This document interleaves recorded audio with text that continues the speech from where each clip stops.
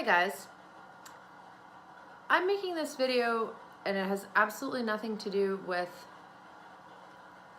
physical fitness or nutrition. I just came back from a business meeting and for our engineering company, and typically those are more high-level meetings where we talk about the industry and stuff.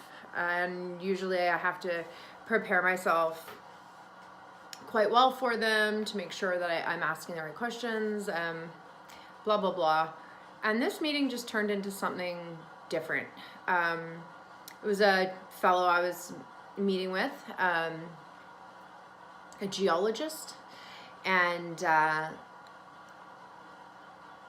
right away, I don't know, in the first 2 minutes anyways, the conversation sort of went into how busy work was and how busy life was. And it's a very kind of a smaller guy, probably in his late 40s, mid 40s maybe. All of a sudden the conversation came to the fact that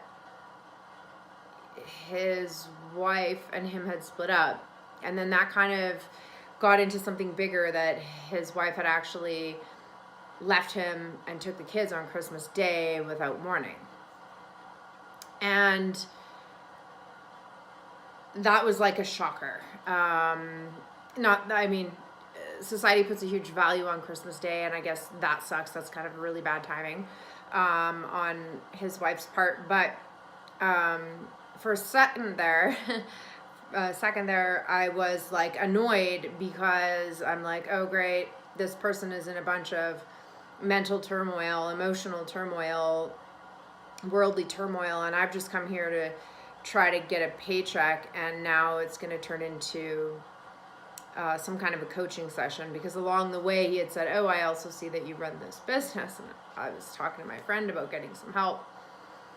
And so I had to stop myself and from being a negative cow, and kind of dove in a little bit, into trying to relate to him and being divorced and what that means. And it really affected me. It really bothered me. And I guess it really made me feel upset about humans and humanity and the way that we govern our relationships. On the one hand, he said that his wife leaving came out of nowhere, but that they had troubles and he thought they were going to work on them. And so you could be like, well, what a cow, I can't believe she took the kids on Christmas Day.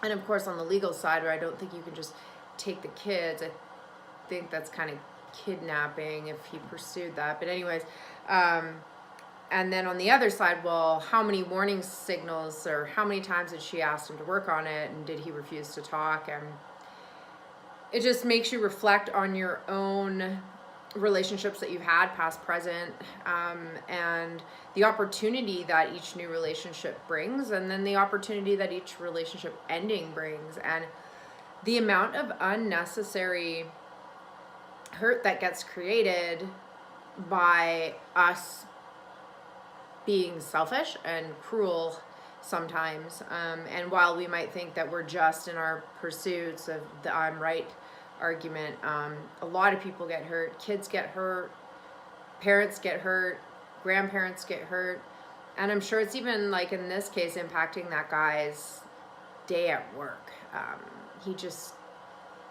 You could see it in his eyes that he didn't know what to do with himself. And I asked him, do you have dogs? Do you have hobbies? I said, you're going to have a lot more time on your hands, and you should really take this time to work on yourself and find out who you are after 20 years of marriage. And I just feel really sad for that ending. I don't even know this person. It's the first time that I met him, but it just,